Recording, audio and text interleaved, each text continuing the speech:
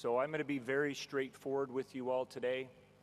We're doing a lot of things really well, and we've got some work to do. And my goal is for all of you to understand your part.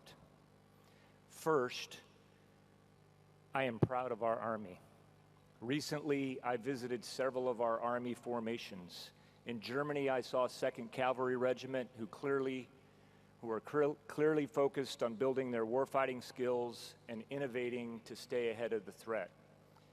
Instead of a fixed tactical operations center, the 2nd Cav Regiment commander commands and controls his formations from 5 strikers that are physically dispersed yet digitally connected across the battlefield.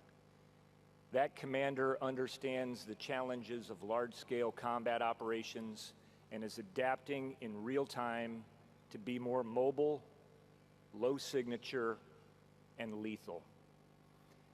And more recently, in Alaska, I met soldiers from the 11th Airborne Division. Their 2nd Brigade soldiers were out in the cold rain, working hard to earn their expert infantry and soldier badges. I've been up to Alaska in the dead of winter, and I know this unit can train and fight in the most extreme environments. Wherever I go, I consistently see soldiers of every generation willing to innovate, train, and endure hardship for the team and the mission. For my part, when Americans see our Army, I want them to see what I see. I want them to feel the pride that I feel, because their Army is the best ground fighting force in the world.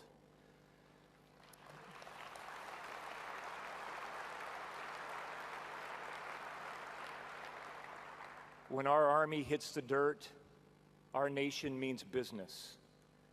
Our allies and partners don't want to fight without us, and our adversaries are wise to fear us. Because when Americans see their Army, they see exceptional teams, tough, disciplined soldiers who are proudly serving their country. Because in the Army, they see leaders who demand excellence and hold each other accountable. They see soldiers who are fit and masters of their craft, and they see strong families behind those soldiers who are a valued part of our team.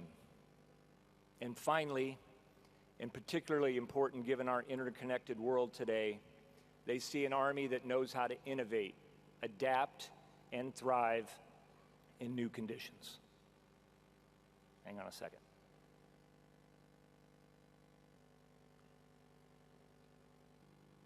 This is critically important because the character of war is changing. It's changing rapidly because disruptive technology is fundamentally altering how humans interact. Just look at Ukraine. On the battlefield today, everything is a sensor. I recall when satellite technology brought news from the battlefield to Americans' living rooms. That, in and of itself, gave a new dynamic to warfighting. Today, every one of us has better cameras in our pockets that are connected to the cloud. No one can hide, and no formation is safe. Where we can see, we can hit, and we can see everywhere. Along the same lines, electromagnetic signature management is vital. We all leak detectable digital exhaust. Emails, phone calls, even when sending a text. Now warfighters must find ways to blend in with the noise all around. Logistics are more complex because the logistics tales that we have grown accustomed to are conspicuous. They can be hit, sabotaged, and cyber-attacked. And autonomous systems are changing the game for not that much money. I'm not just talking about unmanned aerial systems, but ground systems as well. But challenges are nothing new to the United States Army. In fact, they offer us opportunity to assess and get better. We just have to stay grounded. I've been reflecting on our Army's motto, "This will defend," which was first used as a battle cry by the Continental Army. Today it reminds us that our Army's purpose is timeless and clear: to fight and win the nation's wars. That is our mandate from the American people, and it requires action in 4 focus areas: warfighting, delivering ready combat formations, continuous transformation, and strengthening our profession. First, I'm going to focus on warfighting. Warfighting is the reason our Army exists. We are not a Europe Army or a Pacific Army. We're not a brigade-centric or division-centric. We are a global force that fights when called upon at the scale required. We have always done that. In my 4 decades of service, I've seen our Army answer the call in Desert Storm, Bosnia, Kosovo, Afghanistan, and Iraq. And we rapidly deployed to NATO's eastern flank to stand with our allies and deter Russian aggression. Tens of thousands of troops, plus tanks, Bradleys, Strykers, and helicopters. Our Army answers whatever and wherever the mission. In such a complex strategic environment, we must stay focused on our core purpose. So how do we get after this? First, we have to ruthlessly prioritize how we use time and resources. Our days, dollars, and decisions must be spent on building lethality and cohesive teams. Commanders and leaders out there, we trust you to figure out what you should not be doing. Communicate that up so that the leaders above you can underwrite risk. Second, we must reduce complexity in how we fight, how we equip, and how we build teams. Soldiers need to shoot, move, and communicate, and they need to bond together by tough training and overcoming adversity side by side. Technology should facilitate those fundamentals, not encumber them. Right now, we've got places where tech is not helping. It's complicated, requires too much train-up, and too much specialized maintenance. This is where we need industry's help to make things simpler and more user-friendly for our warfighters. The enemy and the environment make battle hard enough. Third, we have to properly leverage simulations to reduce overhead costs of training our divisions and corps and theater-level staffs. What we do isn't a game, but the game industry can help make us better. With sims, we can replicate realistic scenarios during our exercises for divisions and corps, so we don't waste the time as subordinate units who typically act as props. The second focus area is delivering ready combat formations. Just days after Russia's invasion of Ukraine, the U.S. Army had paratroopers in the Baltics and an armor brigade in Poland. We must always be ready to answer the call, to get our formations to the fight and to sustain them there. I'll explain 4 ways we're going to get after this. First, we will set priorities and empower leaders. Installations are our power projection platforms, and we have the best and brightest commanders and command sergeant majors at our divisions and corps. We will empower those men and women with the appropriate authorities to build readiness. Fort Rainwhite is different than Fort Bliss, which is different than Fort Liberty.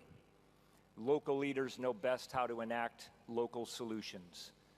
When needed, we can scale up ideas to optimize resources, but we shouldn't be implementing one-size-fits-all solutions from the Pentagon.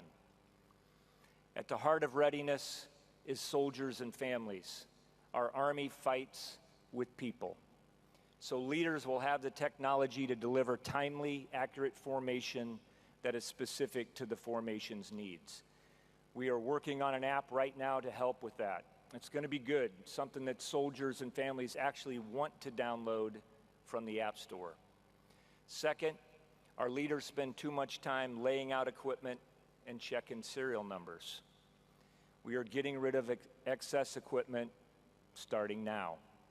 I talked to a company commander in Europe who had a 118-page property book. That makes no sense. We put a former division commander on this project, and he's going to show us how to get this done in 2 divisions by the end of this year. We will take that off the commander's plates and off soldiers' plates. They shouldn't be spending time caring for equipment they don't need. Third, I love the motor pool, but I don't like wasting time. So we are reducing complexity when it comes to maintenance. Maintenance is critical and something we must get right, but we will make it more efficient. We will stop doing unnecessary maintenance. By making even modest changes to maintenance intervals for our fleet, we will reallocate 632 man-years of time annually across the Army. 632. That translates to more training time and more time spent with your family. Additionally, contested logistics, cross-functional team will help us get after a more predictive maintenance model, incorporate more telemaintenance, and find ways to leverage advanced manufacturing. We have learned so much from Ukraine's experience and our experience supporting them, and we are going to adapt and change. Fourth and finally, the war in Ukraine has illuminated that we need deeper reserve stocks. I've seen firsthand the monumental effort at Iowa Army Ammunition Plant, Radford, Watervliet, patriotic Americans working hard to produce rounds and equipment, and we will continue to invest in that effort. Okay, our third focus area is continuous transformation. As I've said before, the world and warfare are changing rapidly, and we will stay ahead of our adversaries. And so continuous transformation means iteratively adapting and evolving. How we fight, how we organize, how we train, and how we equip. As you heard the Secretary say yesterday, we've got to summon our ingenuity. We have made great progress in our 6 modernization portfolios. When we looked at gaps for large-scale combat operations, we made a lot of good decisions over the last several years. Now, we must look at what's next and accelerate our efforts to prepare for a future that continues to emerge. We will have to adapt in some key areas. For instance, we must find ways to better access and process data. We have to incorporate emerging enabling technologies like machine learning and autonomy, and we will advance the integration of human and machines in our tactics and our formations. To leverage the might of the industrial base and field capabilities that keep pace with evolving tech. We will also adapt our institution and our practices. We will change what doesn't work and be frank about new directions where appropriate. Improve our requirements development process and experiment with new buying approaches. And our number one priority when it comes to transformation is the network. Command and control is foundational to how we fight. Frankly, a lot of the systems that we have today just don't support effective C2. Antenna farms and endless server stacks are conspicuous and generate too much electromagnetic signature. On today's battlefield, a commander should be able to C2 a fight with simple tech, a tablet, for instance, equipment that is agile, mobile, and updatable. If we slog around the battlefield with massive operations centers, which are difficult to set up and often contractor supported, we will get pounded. The Russians are learning this lesson several times a day, and we will not learn the hard way. Bottom line for the folks from industry here today, you all provide our Army strength, power, and flexibility. You are the weight behind our punch. So please help us transform continuously and build agility into our Army. The lines of communication are open. But continuous transformation is not just about equipment. It's also about how we train and organize. We will ensure that our force structure gives us flexibility and agility. And that means leaner, more agile, and more scalable formations. We will consolidate and cut headquarters structure where we can, but also lean out down trace units and maximize reach back for capabilities that can be exercised from the rear. And second, we will continue to put energy into experiments with the joint and multinational team, because we figure out seams and gaps when we all bring our ideas and systems into the open, test them together, fail fast, and adapt. Our next experimentation event for Project Convergence will focus on establishing kill webs across the joint and combined team, and I know that we will learn a great deal. Finally, our fourth focus area is strengthening the profession. And this focus area underpins all the rest. To maintain America's trust, we must serve the nation with competence and character. Every time I get out to talk to our formations, I see mission-focused leaders and soldiers, but we must stay self-aware and continually seek improvement. First, we've got to enforce standards. Standards is what ensures discipline within our formations. When it comes down to a close fight, grit, character, and discipline are what make the difference. In reflecting on discipline and standards, Medal of Honor recipient John Schofield said, "It is possible to impart instruction and give commands in such a manner and such a tone of voice to inspire in a soldier no feeling but an intense desire to obey." Hard-earned respect comes from genuine concern for our soldiers. Second, we must turn lessons observed into lessons learned. We need to continually update our professional military education and doctrine based on the changing character of war. No single entity has a monopoly on good ideas. We all must have the courage to speak truth to power and share what we know. We've launched the Harding Project, and I'm happy to see all the great professional articles being written by our NCOs, officers, and warrant officers contributing to our profession. And third, we will make sure our oath and Army values are consistently reinforced in our initial entry training and our professional military education. Our character informs our reputation. And I'd like to wrap this up by talking about reputation. When you're downrange and you hear someone's call sign come over the net, a mental picture comes to mind. Every soldier plays a part in our Army's reputation. When the Army comes over the net, our teammates should know without a doubt that we have their backs, that we are a warfighting organization, that we mean business, and we bring scale. I am proud to be an American soldier. I'm proud of our Army. This will defend. Thank you.